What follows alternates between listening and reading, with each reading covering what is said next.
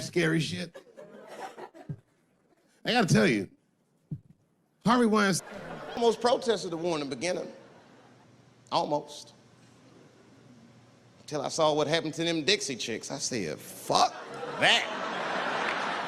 If they'll do that to 3 white women, they will tear my black ass to pieces. I don't want to hear that shit. Yeah, man, they would. But I'm like, for real, why you care so much what the Dixie chicks say? It's not like they political scientists or nothing. They just bitches that can sing good. You know what I mean? Stop worshiping celebrities so much. Just don't pay attention. I remember right around September 11th, Ja Rule was on MTV. That's what they said. They said, we got Ja Rule on the phone. Let's see what Ja's thoughts are on this tragedy. Who gives a fuck what Ja Rule thinks at a time like this, nigga? This is ridiculous. I don't want to dance. I'm scared to death. I want some answers that Ja Rule might not have right now. You think when bad shit happens to me, I'll be in the crib like, oh my God, this is terrible. Could somebody please find Ja Rule, get hold of this motherfucker so I can make sense of all this. Where is Ja? Meet Ja Rule. The timing of this Michael Jackson shit is what makes me doubt it. Every time there's wars going out of control, or the economy gets bad, or something is wrong with the world at large, it's always these moments in history that Michael Jackson will coincidentally jerk off a kid. This is getting ridiculous. Like, are you planning this shit? Do you have meetings? Michael, thank you for coming. As you know, Michael, the war has not been going as well as we expected. There's been a lot of hiccups, and the public is asking us a lot of questions, of course. And, well, Michael, there's no nice way to say this, and all I know how to do is be direct, so let me just be direct. We're gonna need you to jerk off another child, Mike. I'm sorry. I am sorry. But it would really help out. Or maybe he did it. Who knows? Who knows? That's the thing. That's what I wanted to say. Who knows? Who the fuck knows? Mike, God, and this little boy know. That's about it. That's about it. The only reason that I can even talk about this shit is because everybody is speculating. They all think he did it. And I don't think he did it. I'm alone in this. I don't think he did it. I'm not gonna say I don't think he did it. That's too strong.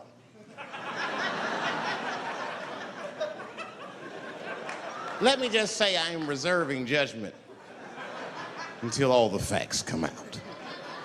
But so far from what I heard, I mean, the kid said he was dying of cancer. He was in Make-A-Wish Foundation. He claims he had 2 weeks to live, and it was his dying wish to meet Michael Jackson. Come on, man, give me a fucking break. This kid is 10 years old. He don't remember Thriller. The fuck you want to meet Michael Jackson for, honestly? I remember Thriller, and I just, like, kind of want to meet this nigga. Like, I wouldn't break an appointment to meet him. I'll put it that way. I'd have to already be free. That's ridiculous. It's like if I'm dying in 2 weeks and go, oh, mama, get me in a room with Chubby Chuckle. I wouldn't want to meet that motherfucker. My last 2 weeks. Why not Usher or somebody like this? So then the kid claims he goes to Michael's house. This is where it all gets crazy. He does everything you'd expect at Michael's house. They climbed trees and rode roller coasters and Ferris wheels. The chef made cookies, pies, and cakes. They was petting a monkey and the giraffe, sang songs, kid shit. And in the middle of all this childlike activity, for some reason, Mike pulled out some wine and some pills and sucked his kid's dick. Folks, it hurts me to say it. And the kid had the nerve to call that abuse. Motherfucker, that is a good host. God damn, what else do you want? What else do you want? I'm lucky to get a glass of grape drink at my friend's house. Let alone a roller coaster ride and my dick sucked. Mike must be confused, like I brought you in my house, I fed you, I sucked your dick, and this is how you repay me, motherfucker? This was your wish, not mine. Thought you were dying in 2 weeks. What happened to that motherfucker? I've been in court for 1.5 years. You get stronger every time I see you.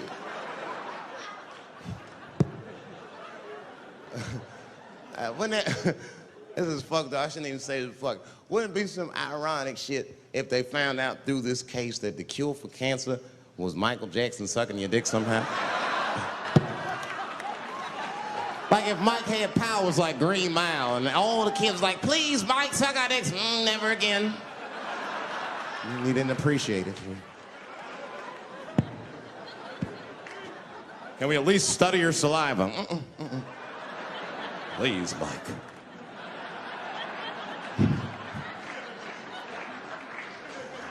Oh my God.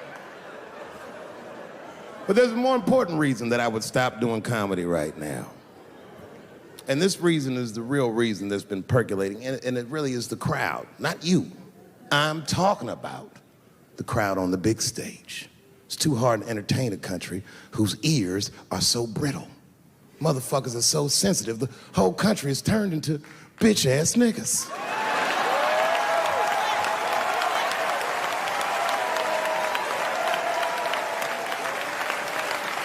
Everything you say upsets somebody. But motherfuckers are just taking it too far. I don't know why or how everybody got this goddamn sensitive. You know who hates me the most? The transgender community. Yo, yeah, these motherfuckers. I mean, I didn't realize how bad it was. These motherfuckers are really mad about that last Netflix special.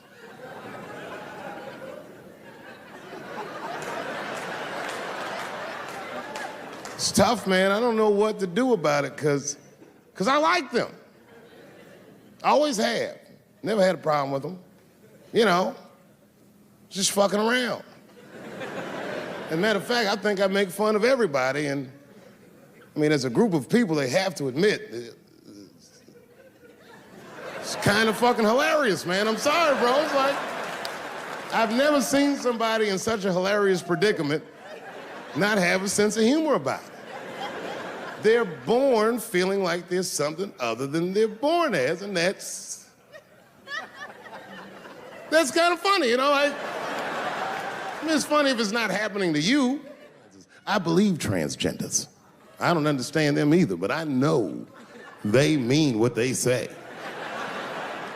Them niggas cut their dicks off. That's all the proof I need. I've never seen somebody just throw their dick away. Don't need it.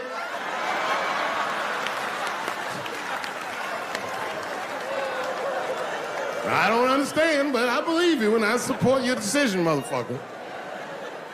I was doing a show. I was in Portland, Oregon, and I was checked in a hotel under the name Charles Edward Cheese.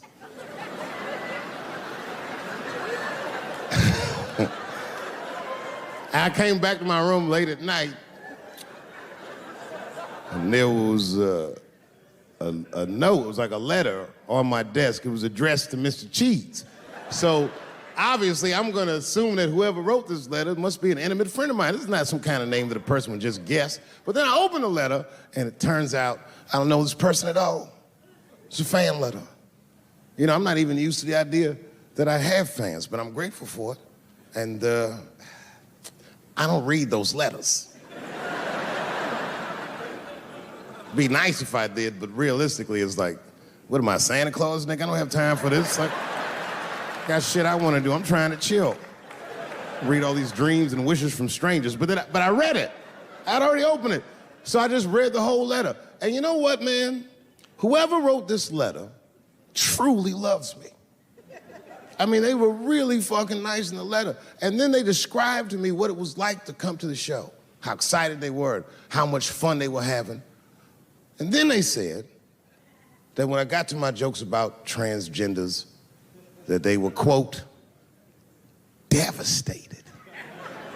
Because it turns out that whoever wrote the letter was transgender. Now, I'm going to be real for a second. As a policy, you got to understand, I never feel bad about anything I say up here.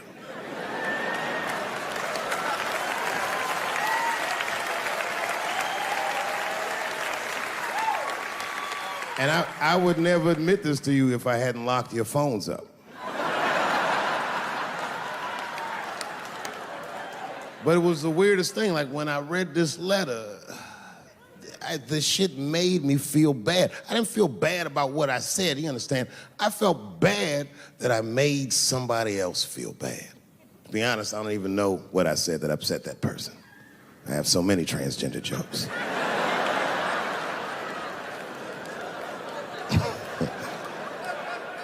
But I feel like it was probably this joke I'm about to tell you right now. And it's not even that bad of a joke. It's a true joke. I mean, it's not true, but I had read in the paper that Caitlyn Jenner was contemplating posing nude in an upcoming issue of Sports Illustrated. And I know it's not politically correct to say these things, so I just figured, fuck it, I'll say it for everybody else. Yuck.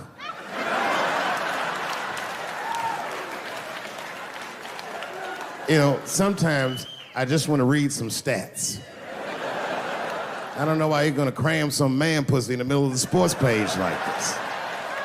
I just didn't think that was the place for it. But I wasn't saying anything like Caitlyn Jenner's a bad person. I'm not mad at her for doing it. Not even mad at Sports Illustrated. If I'm mad at somebody, I'm probably just mad at myself. You understand? Because deep down, I know that I am not strong enough to not look at those pictures.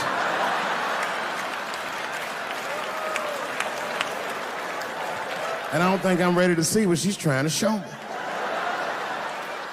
So Caitlyn, goddamn it, if you go through with this thing, bitch, you better go hard or go home. I want you to go all the way. Hustler style. Do you know what hustler style means, miss? That means spread the lips.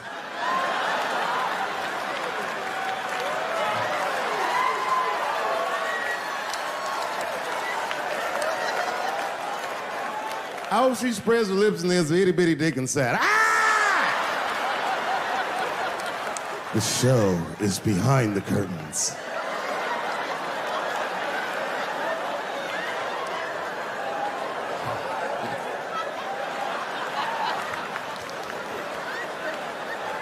I don't know what I said that upset that person.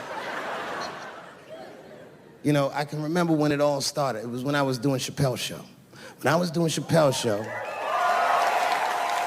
I used to do the show, and then on the weekends, I do like concerts and shit like that. So I'm doing a concert, and there was a couple in the front row, beautiful couple. The wife was obviously Asian.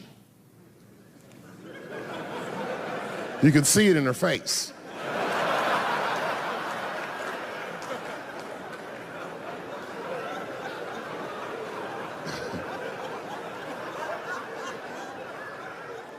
The husband, this motherfucker was mysterious, to say the least.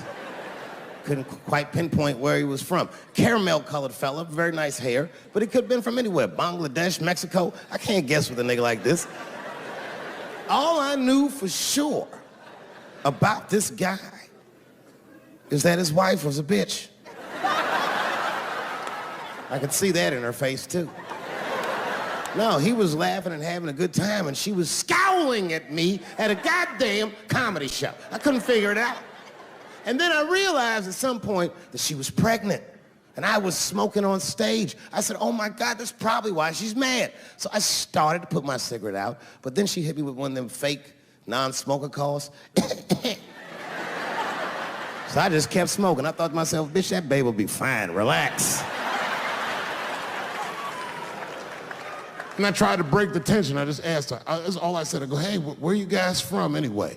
And I could tell that she was on to me. She goes, very condescendingly, she says, I'm from California. If you're asking my ethnicity, I am Chinese. And her husband was just cool about the shit. He was like, I'm Mexican, bro. I said, well, I'm sorry if I offended you by asking. But you're a very beautiful couple. And miss, there's no question that you're gonna give birth to the hardest working baby this world has ever seen.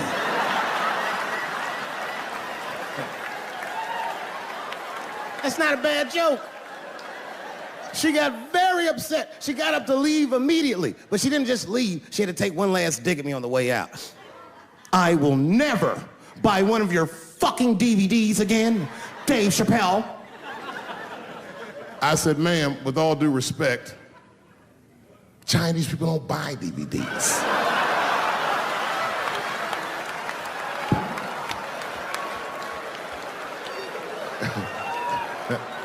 And the crowd went crazy. We were all laughing, having a good time. I didn't even think anything of it.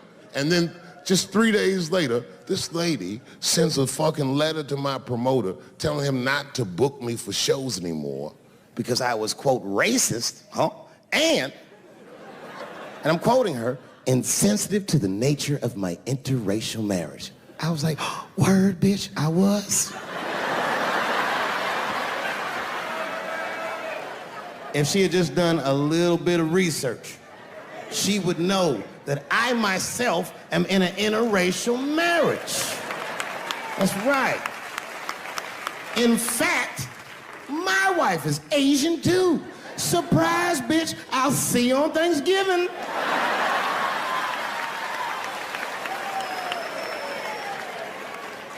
But my wife's not Chinese.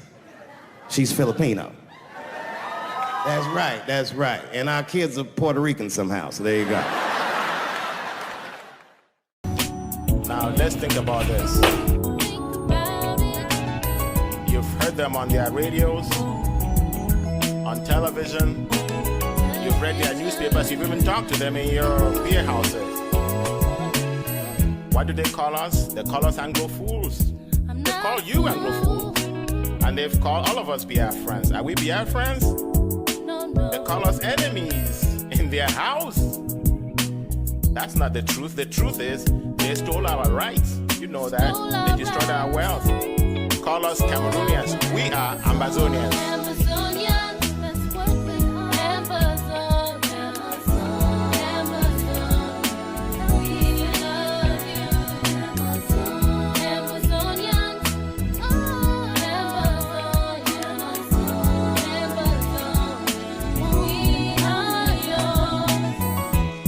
Ambazonia is not a dream, it's a reality.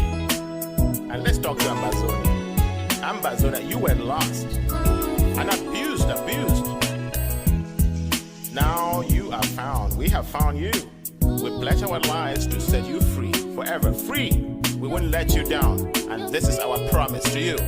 Nobody could ever take this promise away, and we will not budge one step back.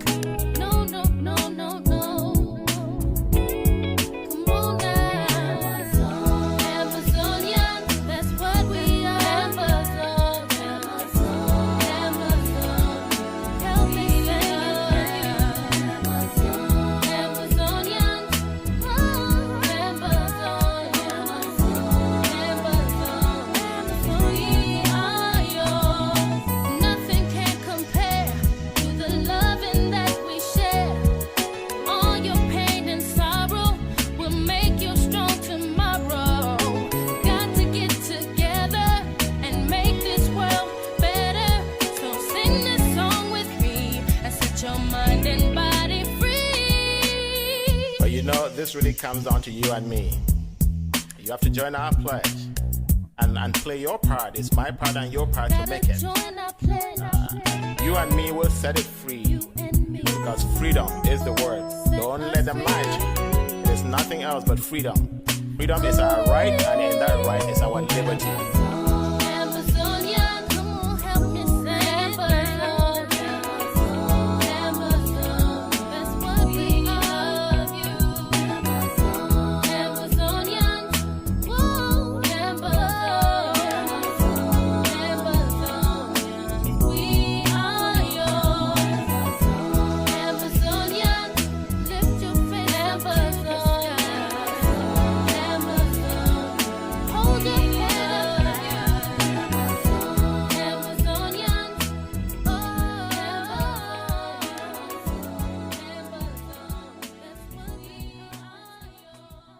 I need everybody to just stop for a second. I need the whole world to collectively take a breath and pause, because I am looking at a video title right now that seems simple, that seems on the surface like the most straightforward, most unremarkable, most basic title you could possibly put on a piece of content. And yet somehow, Somehow, it is one of the most compelling, most exciting, most genuinely thrilling titles I have encountered in a very long time. And the title is 30 Minutes of Dave Chappelle Being Himself. That's it. That is the whole title. No clickbait. No outrageous claim. No you won't believe what he said, or this will shock you, or the interview that broke the internet. None of that. Just 30 minutes of Dave Chappelle being himself. And I am riveted. I am completely, totally, utterly riveted by those 7 words. And I need to explain why. I need to talk about why that title, those specific 7 words in that specific order, are hitting me the way they're hitting me right now. Because I think if I can explain that, if I can articulate what makes this title so quietly, so understatedly, so powerfully compelling, then maybe we can start to understand something, not just about Dave Chappelle, but about what it means to be a person. A real, genuine, fully formed person in a world that is constantly pressuring you to be something else. But first, we need to talk about Dave Chappelle. Because we always need to talk about Dave Chappelle. And I will never apologize for that. I will never feel like talking about Dave Chappelle is a waste of time, or an indulgence, or something we should rush past in order to get to the content. Because Dave Chappelle is the content. Dave Chappelle has always been the content. Everything this man touches, everything he says, every room he walks into, every stage he stands on, every interview he sits down for, all of it is content in the truest and most meaningful sense of the word. Not content as in something to consume and scroll past. Content as in there is something here. There is substance here. There is depth and meaning and layers upon layers of something worth paying attention to. And that has been true since the very beginning. Since before most people knew his name. Since before Chappelle's show. Since before the $50 million and the walking away and the South Africa trip and the comeback and the Netflix specials and all of it. Even back in the early days, when Dave Chappelle was just a young man standing on small stages in small clubs, performing for rooms that weren't always full. Even then, the people who saw him knew. They could tell. There was something about this person that was different. Something about the way he moved through the world and processed it and then handed it back to you through his comedy that was just different, special, singular. And that singularity, that thing that makes Dave Chappelle, is exactly what this title is promising us. 30 minutes of it, unfiltered, uninterrupted, just himself. Now, let me get into this title properly. Let me really break it down, because I think every single word is doing something important, and I don't want to gloss over any of it. 30 minutes. Okay, so we're starting with the time. 30 minutes, and that is a very specific and very deliberate choice. Because 30 minutes is not a clip. 30 minutes is not a highlight reel. 30 minutes is not a soundbite or a snippet or a moment. 30 minutes is a commitment. 30 minutes is the length of a sitcom episode, the length of a lunch break, the length of something that asks something real from you. It says, clear your schedule. Put down whatever you're doing. This is not something you can half watch while you're scrolling through something else. This is 30 full minutes of content that deserves your full attention. And 30 minutes of Dave Chappelle deserves your full attention in a way that 30 minutes of almost anything else does not. Because Dave Chappelle does not waste time. He does not fill space. He does not say things just to be saying things. Every word, every pause, every shift in tone, it all means something. It is all in service of something. And 30 minutes of that, 30 consecutive, uninterrupted minutes of the way Dave Chappelle's mind works, and the way Dave Chappelle's voice sounds, and the way Dave Chappelle moves through ideas, that is not 30 minutes. That is an experience. That is something you come out of, on the other side, feeling different than you did going in. Of Dave Chappelle. Yes, obviously. We know whose 30 minutes these are. And yet, there is something about seeing his name right there in the title that still does something to me every single time. Because his name carries weight. His name carries history. His name carries every special, and every sketch, and every interview, and every stand-up set, and every moment of honesty, and every moment of brilliance, and every single time he stood in front of an audience and said something so true that the laughter came out of people almost involuntarily. Like they couldn't help it. Like the truth was so perfectly delivered that their bodies responded before their minds had time to catch up. Dave Chappelle. 2 words. A whole universe. But here's the part of the title that I keep coming back to. Here's the part that is really doing the work. Here is the part that when I read it made me stop scrolling and stare at my screen and go, wait. Being himself. Being himself. Okay, I need to sit with that for a second, because I think those 2 words are more radical, more revolutionary, more genuinely subversive than they might appear on first glance. Being himself. As opposed to what? That's the question that title immediately raises in my mind. As opposed to what? What is the alternative? What is Dave Chappelle when he is not being himself? And the fact that we need to specify, the fact that being himself is presented as a noteworthy condition, as something worth pointing out and packaging and titling a video around, says something profound about the nature of fame and public life, and what happens to a person when they become a phenomenon. When they become bigger than themselves in the public imagination and have to constantly negotiate the gap between who they actually are and who the world has decided they are. Because here is the truth about famous people, and Dave Chappelle has talked about this more honestly than almost anyone. When you get famous, you stop being a person in certain important ways. You become a projection. You become a screen onto which everyone else projects their hopes and fears and fantasies and frustrations. People who have never met you think they know you. People who have consumed your art think they own a piece of you. People make decisions about who you are based on a carefully curated, highly edited, commercially motivated version of your image. And then they relate to that image instead of to you. And the more famous you get, the harder it becomes to find your way back to yourself. To remember who you were before all of this. To be, in any authentic sense, just a person. And this video is promising us something rare. Something genuinely rare and valuable. It is promising us 30 minutes of Dave Chappelle not being the phenomenon, not being the symbol, not being the carefully managed public image or the cultural lightning rod, or the comedian who walked away from $50 million, or any of the other versions of Dave Chappelle that the world has constructed over the years. It is promising us 30 minutes of the actual human being. The man underneath all of that. The Dave Chappelle who exists when the cameras are supposedly off, and the guards are supposedly down, and the performance, the constant exhausting performance of being famous, is momentarily suspended.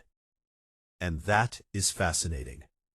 That is almost unbearably fascinating to me, because I have watched a lot of Dave Chappelle content over the years. I have watched the stand-up specials, and the old Chappelle Show episodes, and the interviews, and the surprise club appearances, and the occasional public statement. And all of it is great. All of it is worth watching. But there is always, even in the most candid moments, a layer, a level of awareness, a consciousness of the audience, of the cameras, of the performance aspect of even the most seemingly off-the-cuff moments. Because that is what happens when you are Dave Chappelle. You cannot fully forget that you are Dave Chappelle. The awareness is always there. But this video is suggesting that what we are about to see is something closer to the real thing. Something closer to just him. The human being named Dave Chappelle, born in Washington, D.C., raised partly in Yellow Springs, Ohio, who fell in love with comedy as a kid and spent his entire life chasing that love wherever it led him. The person before the fame, and the person underneath the fame, and the person who, when all of the noise and all of the attention and all of the pressure finally settles, is still just trying to figure out the same things the rest of us are trying to figure out. What matters? What's real? what's worth holding on to, and what's worth letting go. And I want to see that person. I genuinely, deeply want to see that person. Not because the famous version isn't worth watching, it absolutely is, but because the human version is where the real truth lives, and Dave Chappelle's whole career, his whole artistic project, has been about truth. So it only makes sense that the most compelling version of Dave Chappelle is the most truthful one. Now let me talk about something that this title is making me think about in a broader sense, because I think being yourself is one of the most deceptively difficult things a person can do. And I say deceptively difficult, because on the surface, it sounds easy. It sounds like the easiest thing in the world. Just be yourself. You're already yourself. What's hard about that? Just be the thing you already are. But that is not how it works. That is almost the opposite of how it works. Because from the moment we are born into this world, we begin the process of learning what we are supposed to be. We learn from our parents and our teachers, and our peers and our culture, and our religion and our social class, and 1,000 other forces that are constantly shaping and pressuring and molding us.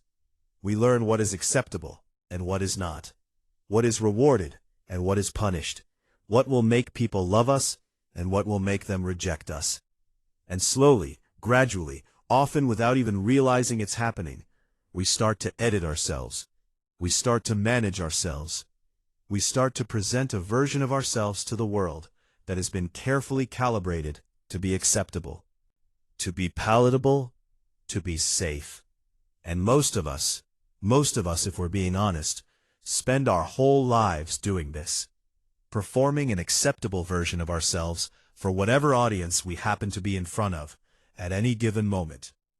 We have a work self, and a family self, and a friend self, and a social media self, and a stranger self, and maybe, if we're lucky, if we have found people who really see us, a real self that we occasionally let out in quiet moments when the pressure is off and the performance is not required. Dave Chappelle understands this better than almost anyone, because Dave Chappelle has been performing, in the literal sense, since he was a teenager. He has been on stages and in front of cameras and under lights and in the public eye for the majority of his life. He has had more audiences, in more contexts, evaluating more versions of him than almost any human being alive. And he has also, and this is the crucial part, refused to let that process completely devour who he actually is. That refusal is what the $50 million decision was about. At its core, underneath all of the business analysis and the Hollywood politics and the complicated racial dynamics that were also involved, at the most fundamental level, walking away from Chappelle's show was Dave Chappelle saying, "I will not let this process take me. I will not let the machine eat the real me and replace it with a product. I would rather have nothing and be myself than have everything and be a stranger to myself." That is an extraordinary statement.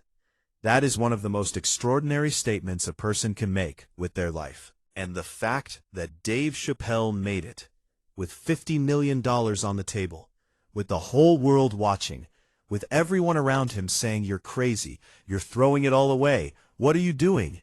The fact that he made that choice is the reason why 30 minutes of him being himself is worth more than 30 hours of most other people performing their most polished, most carefully managed, most commercially viable selves.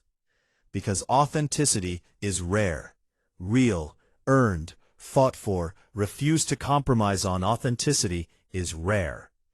And when you encounter it, when you sit with someone who has genuinely committed to being who they are, at whatever cost, under whatever pressure, you feel it. There is something that happens in your nervous system when you are in the presence of someone who is really, truly, fully themselves. Something relaxes. Something in you recognizes it, like your own authenticity, which has been performing its own version of the acceptable self, suddenly gets permission to breathe. And that is what 30 minutes of Dave Chappelle being himself promises. Not just entertainment, not just laughs, not just insightful commentary on culture and society and the state of the world, although we will absolutely get all of those things too. But something deeper, something more essential. Permission. 30 minutes of permission to relax into the truth, to stop performing, to sit with someone who has paid the price of authenticity, and paid it gladly, and let that rub off on you a little bit.